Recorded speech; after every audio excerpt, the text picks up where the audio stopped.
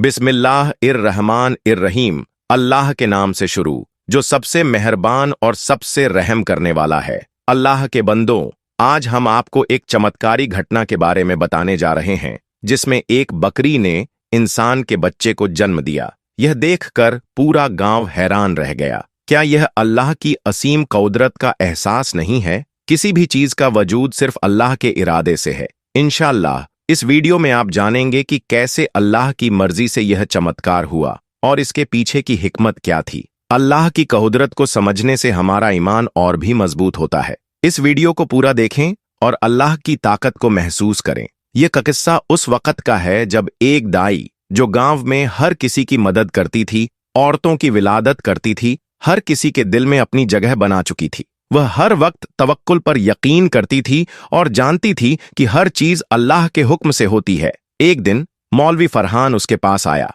और उसने कहा, अम्मा, मुझे आपकी जरूरत पड़ी है। दाई ने हैरान होकर पूछा, कैसी जरूरत? तुम्हारी बीवी तो बांझ है, क्या होगा? मौलवी ने कहा, नहीं, मेरी बीवी के लिए नहीं, बल्कि मुझे आपकी जरूरत जहरा के लिए है। दाई ने पूछा, जहरा? क्या वह यहाँ विलादत कर रही है? मौलवी ने कहा, जी हाँ, आप जल्दी आ जाइए। दाई यह सोचकर जहरा के पास गई। वह समझ गई कि यह मामला कुछ अजीब सा है। जहरा वह बकरी थी जिसे मौलवी फरहान ने बहुत प्यार से पाला था। वह उसकी हक और मुलाजम में ईमान रखता था। उसने इस बकरी का नाम जहरा रखा और उसे अपनी जान से भी ज्यादा प्यारा माना। वह उसके लिए सर्दियों में कपड़े बनाता और उसे अलग से कमरा देता। ये सब देखकर दाई को यह समझ में आया कि मौलवी की बकरी के प्रति जो मोहब्बत थी, वह न केवल एक इंसानी भावना थी, बल्कि यह अल्लाह के लिए उसके ईमान और तवक्कुल का प्रतीक था। दाई ने अल्लाह से दुआ की और कहा, इंशाअल्लाह वह बकरी ठीक हो जाएगी। यकीन और तवक्कुल के साथ उसने जहरा की मदद की।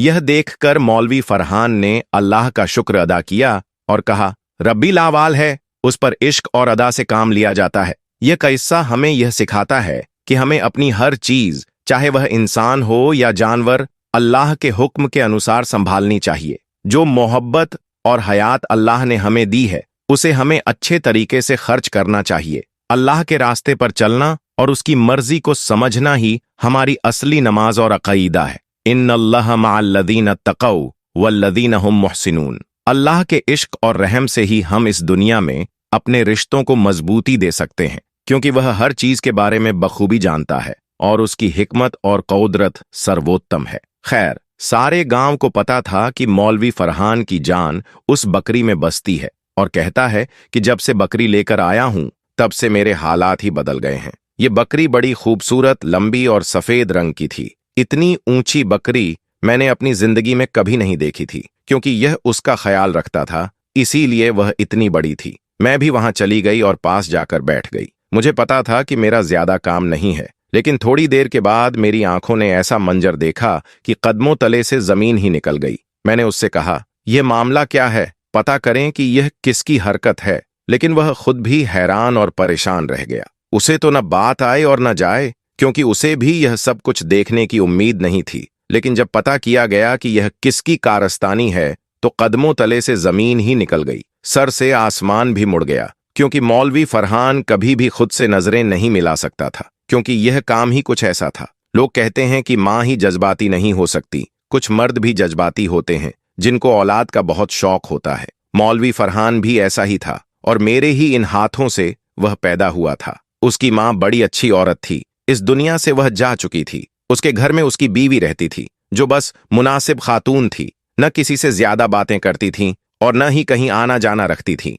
और उसकी वजह यह थी कि वह बांझ थी, बच्चे पैदा नहीं कर सकती थी। अक्सर मेरे पास आती थी, मुझसे कोई दवाई लेकर जाती, क्योंकि मैं इस गांव की बूढ़ी दाई थी। मैंने उससे कहा कि तेरे यहाँ उम्मीद होने नहीं वाली है, तू शहर जाकर एक दफा अपना चेकअप करवा ले। आजकल शहरी डॉक्टर ने बड़े बड़े तरीके निकाले हैं, अल्लाह करे कि तेरे यहाँ भी औलाद हो जाए। लेकिन वह कहती कि आपको पता ही तो है, हम गरीब हैं और मौलवी फरहान कभी भी मुझे शहर लेकर नहीं जाएगा, और इतने तो पैसे भी नहीं हैं हमारे पास। बस यह मामला इसी तरह चल रहा है जब वह बदबख्त कहीं से एक बकरी का बच्चा ले आया। यह एक छोटी सी बकरी थी। उसको ऐसे उठाकर लाया था जैसे उसके यहाँ औलाद पैदा हो गई हो, और इसीलिए उसका नाम उसने जहरा रख दिया। और फिर पूरा दिन उस बकरी की देखभाल करता जैसे कि वह उसकी औलाद हो। वक्त के साथ साथ बकरी भी बड़ी हो गई और अब भी दूध देती थी। मैं बूढ़ी औरत थी और मैंने उससे कहा कि पांव भर दूध मेरे लिए रख दिया करो। वह ऐसे ही करता था, लेकिन आज उसकी हालत देखकर मेरा कलेजा भी मुंह को आ रहा था।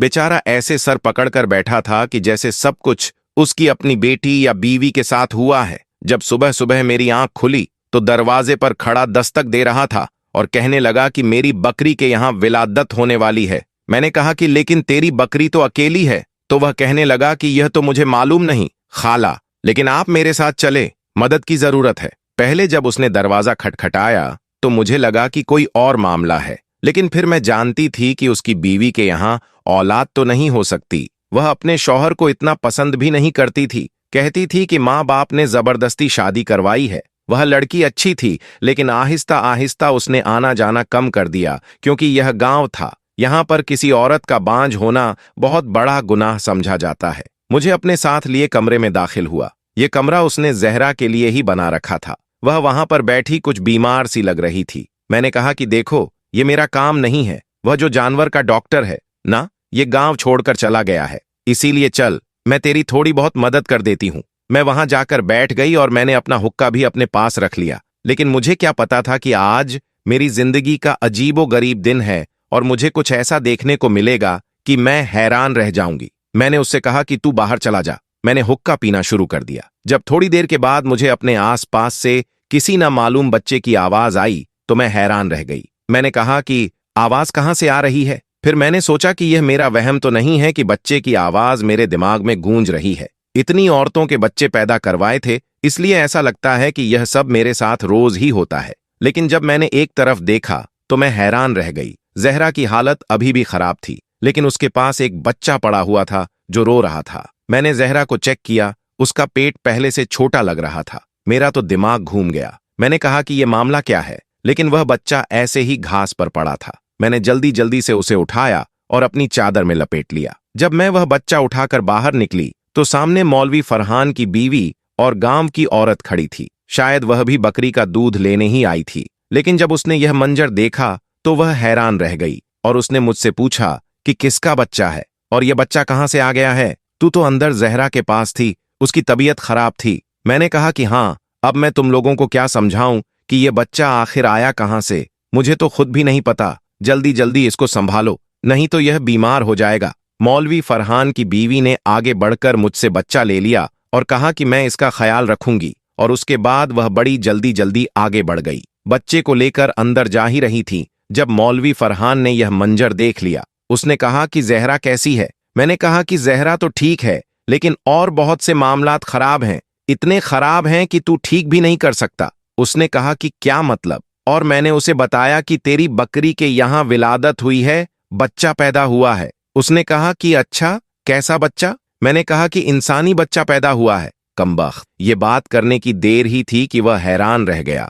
उसने कहा कि क्या मतलब, इंसानी बच्चा पैदा हुआ है? अम्मा, मैं आपको नींद से जगा कर लाया हूं। इसका मतलब यह नहीं कि आपके मुंह से जो बात आए वह आप करें। अगर आपको नींद आ रही है तो आप दोबारा जाकर सो जाइए, लेकिन यह कैसा मजाक कर रही है आप? उसने कहा कि मजाक जाकर देख, तेरी बीवी अंदर क्या लेकर गई है। वह फौरन अंदर भागा और मैं उसके पीछे गई। उसकी बीवी ने उस बच्चे को कपड़े में लपेटकर अपने पास लिटा दिया था और दूसरी औरत को कहा कि जाकर अपने घर से बच्चे का फिडर और दूध लेकर आए, क्योंकि उस औरत के यहाँ अभी अभी बच्चा पैदा हुआ था और दूध लेने आई थी, और अब उस बच्चे को दूध पिलाया जा रहा था। बच्चा बिल्कुल ठीक ठाक था। मेरी नजर बड़ी तेज थी और मैं उनकी नजर में देखकर यह बता देती थी कि बच्चे को कोई मसला है या नहीं। वह दूध पीकर सुकून से सो गया, लेकिन उस घर के लोगों का सुकून बर्बाद होने वाला था। मौलवी साहब जो था वह जमीन पर बैठ गया और अपना सिर पीटने लगा। उसने कहा कि यह कौन सा जजमान आ गया है? ये क्या हो गया? मुझे तो कुछ समझ नहीं आ रहा। आप लोगों ने मेरे साथ कोई खेल तो नहीं खेला है? हमने कहा कि हमने तेरे साथ क्या खेल खेलना था? तू बता कि यह सब क्या है? तेरी बकरी थी, तेरे आसपास रहती थी और तू इसका ख्याल रखता था। उसने कहा कि मैंने तो कभी सोचा भी नहीं था कि मेरी बकरी के यहाँ विलादत होगी, और जब विलादत होने वाली थी तो मुझे लगा कि कोई छोटा सा मेमना ही इस दुनिया में आएगा, लेकिन यह बच्चा कहाँ से आ गया? उसकी बीवी कुछ अजीब सी हरकतें कर रही थी, बच्चे को बड़े प्यार से संभाल रही थी और कुछ नहीं बोल रही थी और ना ही कुछ कह रही थी। हम सब हैरान थे, तो उसको भी हैरानी होनी चाहिए थी ना, लेकिन वह हैरान नहीं थी। हम ये सोच रहे थे कि यह सब हो कैसे गया। वह कुछ भी नहीं बोल रही थी। जिन औरतों के बच्चे नहीं होते उन्हें अपने बच्चों का बहुत शौक होता है, लेकिन इस औरत से जब मैं पूछती थी तो यह कहती थी कि मुझे बच्चों को कोई शौक नहीं है, अगर बच्चे नहीं हैं तो मुझे कोई मसला नहीं। लेकिन अब इस बच्चे को ऐसे पकड़कर बैठी थी कि जैसे खुद से दूर करेगी तो उसे सांस भी नहीं आएगी। मैंने कहा कि किंजा तू भी कुछ बोल ले, खामोश क्यों बैठी है? उसने कहा कि मैं क्या बोलूं, मेरे बोलने से क्या हो जाएगा? यही बकरी को उठाकर लाए थे और पूरा दिन इसके आसपास रहते थे। मुझे नहीं पता और मैं क्यों किसी पर शक करूं। मौलवी फरहान ने पास पड़ा गिलास उठाकर जमीन पर दे मारा। उसने कहा, क्या तुम मुझ पर शक कर रही हो? उसने कहा कि नहीं, मैं आप पर शक नहीं कर रही, लेकिन आप ही बता दें कि यह सब कुछ कैसे हो गया। ये सब कुछ कुदरत के खिलाफ है। अगर ऐसा हुआ है तो किसी की बहुत बड़ी सजा है। मौलवी ने कहा कि अब इस बच्चे का क्या करें? उससे पहले कि मैं कुछ बोलती, किंजा कहने लगी कि बच्चे को मेरे पास रहने दो। अल्लाह ने हमें औलाद नहीं दी, बस हमारी औलाद मिल गई। आपको कितनी दफा समझाया है और कितने झगड़े किए हैं आपसे, लेकिन आपने कभी मेरी बात नहीं मानी। अभी औलाद हमारे दरवाजे पर आ गई है, हम इसको पाल लेंगे। मर्द के अंदर बहुत सब्र होता है, लेकिन जब उसका सब्र जवाब दे जाता है तो ऐसे में वह खामोश ही हो जाता है। मौलवी फरहान के साथ भी यही हो रहा था। वह खामोश हो गया और उठकर वहां से चला गया। अब किंजा रोने लगी। उसने कहा, देखा ना अम्मा, मैंने इनसे कितनी दफा कहा कि हम किसी का बच्चा लेकर पाल लेते हैं। हमारी शादी को 10 साल हो गए हैं। मैं तो लोगों के बच्चे ही जवान होते देख रही हूं। मुझे डॉक्टर के पास लेकर ही नहीं जाते, ना मुझे शहर लेकर गए हैं। उन्होंने कभी मुझ पर ध्यान ही नहीं दिया। मुझसे ज्यादा तो उस बकरी से मोहब्बत थी इन्हें। मैंने सोचा था कि किसी का बच्चा लेकर पाल लेते हैं, लेकिन आजकल ऐसे बच्चे मिलते ही नहीं हैं। किंजा बोली, अम्मा ऐसी कोई बात नहीं है। मेरी बहन नाजिया, अल्लाह ने उस पर करम किया। एक ही साथ 3 बेटियां पैदा हुई थीं, फिर अल्लाह ने उसे एक साथ ही 2 बेटे और दिए। वह हमें अपना बच्चा देने को तैयार थी। उसके शौहर तो मेहनत मजदूरी करते थे। 5 बच्चों को वह कैसे पालते? और मेरी बहन की औलाद थी। और ये जो आप मौलवी फरहान हैं, इसने कहा कि इसका बाप कम जात है और हमने ऐसा बच्चा नहीं लेना। इसके अंदर घटिया जात का खून है। देखिए ना, इसने कितने बड़े बड़े बोल बोले थे। शायद इसके लिए अल्लाह ने इसको यह सब कुछ दिखाया। इसने कभी मुझे संजीदा नहीं लिया और न ही मेरा इलाज करवाया। मैंने कहा कि किसी से औलाद ले लेते तो इसने मुझे 1000 बातें सुनाई। मैंने कहा कि फिर शहर जाकर किसी यतीम खाने से बच्चा ले लेते हैं, तब भी इसने मुझे बुरा भला कहा। बस इस बकरी को लेकर बैठ गया। एक दिन तो मुझसे कहता था कि यह बकरी ही मेरा सब कुछ है, और मैं अगर इसका कोई काम ठीक से नहीं करती थी तो मेरे साथ यह लड़ाई झगड़ा करता था। मुझे कहता था कि मैं तुम्हें तलाक दे दूंगा। अब देख लो क्या मामला हुआ है। अब इस बकरी की वजह से यह पूरे गांव में मशहूर हो गया है, लेकिन अच्छे अल्फाज में मशहूर नहीं होगा। मेरी ही बददुआ लगी है। मैंने कहा कि किंजा, क्या हो गया है, तेरी बददुआ ऐसी थी? तो किंजा जेरे लव कहने लगी, मैंने जो मांगा था वह मुझे मिल गया। मैंने कहा कि ये तू क्या बोल रही है? उसने कहा कि मैं कह रही हूं कि मुझे बच्चा मिल गया, बस काफी है। मैं जानना नहीं चाहती कि बच्चा कैसे इस दुनिया में आया और इसका बाप कौन है। बस मैं इसको पालूंगी और अपने पास रखूंगी। मैं अपने घर चली गई। मौलवी फरहान की माँ मेरी बहुत अच्छी सहेली थी, इसीलिए वह मुझे खाला कहता था, कभी अम्मा कहता था। जब शाम हुई तो वह मेरे घर आ गया। बड़ा परेशान था। उसने कहा कि एक बहुत बुरी खबर है। मैंने कहा कि क्या बुरी खबर है? तो कहने लगा कि जहरा इस दुनिया से चली गई अभी अभी, उसे दफना कर आया हूं। मैंने कहा कि मुझे बड़ा अफसोस हुआ। वह फूट फूट कर रोने लगा। उसने कहा कि मेरी बकरी भी इस दुनिया से चली गई और मेरे साथ यह अजीब मामला हो गया है। पूरे गांव में बात फैल गई है। क्या बनेगा समझ नहीं आ रहा। क्या करूं? यहां से भाग जाऊं? लेकिन अगर भागूं तो क्या इस बच्चे को लेकर भागूं? मैंने कहा कि देख, इसमें बच्चे का कोई कसूर नहीं है। तेरी बीवी के यहां औलाद नहीं है, वो इसको पाल लेगी। उसका भी वक्त गुजर जाएगा और तुम्हारे लोगों की आधी जिंदगी तो गुजर गई है। अब अल्लाह ने शायद इसी तरह बच्चा देना था। तो मौलवी फरहान कहने लगा कि नहीं, यह सब कुछ कैसे छोड़ सकता हूं। मुझे पता लगाना है कि यह किसकी कारस्तानी है और किसने सब कुछ किया है। मेरी बकरी के साथ जिसने भी यह गुनाह किया है, उसकी गुनाह की सजा हमारे गुनाहों की सजा नहीं है। हमने कौन सा गुनाह किया था? और तू तो पिछले दिनों तबलीग में गया हुआ था, ना याद है तुझे? मौलवी साहब सोचने लगा और उसने कहा, हाँ, ये बात तो सच है। मैं तबलीग पर गया था और परसों ही वापस आया हूं। मैंने कहा कि मेरा भी तजुर्बा है। यह बच्चा 1 दिन का नहीं है, कम से कम 4-5 दिन का बच्चा है। वह इस मोहल्ले के लोगों से पूछगछ कर रहा था। लोगों से पूछ रहा था कि क्या मेरे घर में कोई दाखिल हुआ था, या जिनके बकरे थे उनसे भी जाकर बात कर रहा था। लोग उसको बदले में तरह तरह की बातें सुना रहे थे, लेकिन उसने ठान ली थी कि वह पूछकर ही रहेगा कि मामला क्या है। इधर मैं अपनी तफरीह में मशरूफ थी, लेकिन मेरा अंदाजा गलत निकला। किंजा को देखकर ऐसा लग ही नहीं रहा था कि उसने इतनी जल्दी कोई बच्चा पैदा किया था। वह बिल्कुल ठीक ठाक फिर रही थी। फिर यह बच्चा किसका था? कहीं वाकई वह मामला तो नहीं था जिससे हम सिर्फ यह सोचकर नजरअंदाज कर रहे थे कि ऐसा हो ही नहीं सकता। जबकि अगर कुदरत नाराज हो जाए तो फिर ऐसे ऐसे मामला दिखाती है कि इंसान की अक्ल दंग रह जाती है, और एक कुदरत का गुस्सा जाहिर करने का तरीका होता है। इंसान इन चीजों को समझता नहीं है। जब वह दूसरे इंसान को ये चीजों के बारे में बताता है तो वह यही कहता है कि यह सब कुछ झूठ है,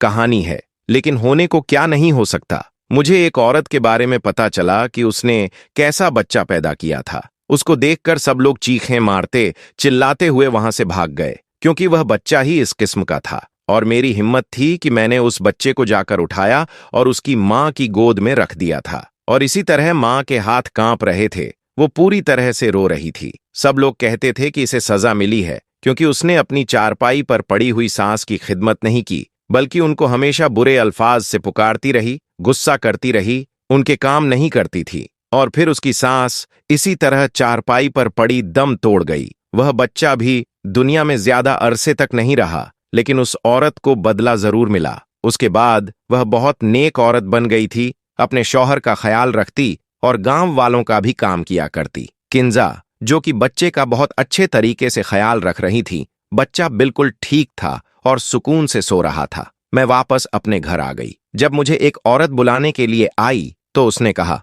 अम्मा, वो सलीमा की बेटी है ना, उसकी तबीयत खराब हो गई है, जरा आप चलिए। मैंने कहा, हाँ हाँ, मैं आती हूँ। ऐसे तो मेरे पास बहुत से लोग आते थे और मैं लोगों की मदद करने के लिए साथ चली जाती थी। शायद उस औरत के यहाँ बच्चा पैदा होने वाला था, इसलिए मुझे बुलाया था। लेकिन मुझे ये पता चल गया था कि बात किसकी हो रही है, क्योंकि सलीमा को मैं अच्छी तरह से जानती थी। उसकी एक जवान और खूबसूरत बेटी थी जो पूरे गांव में अपनी खूबसूरती की वजह से मशहूर थी। उसका नाम शायद नईमा था। बहुत ही प्यारी लड़की थी। जब मैं घर में दाखिल हुई तो नईमा की हालत बड़ी खराब थी। वह बिस्तर पर पड़ी थी और उसे बहुत तेज बुखार हो रहा था। मैंने पूछा कि मामला क्या है, तो उसकी मां ने कहा कि यह अपने मामू के घर गई थी, 4 दिन पहले वापस आई है और तब से इसने अपने आप को कमरे में बंद कर रखा है। न उसने कुछ खाया है और न ही पिया है। इसकी हालत बड़ी अजीब हो रही है। अब इसको इतना तेज बुखार हो गया है कि बुखार उतरने का नाम ही नहीं ले रहा है। मैंने नईमा की तरफ देखा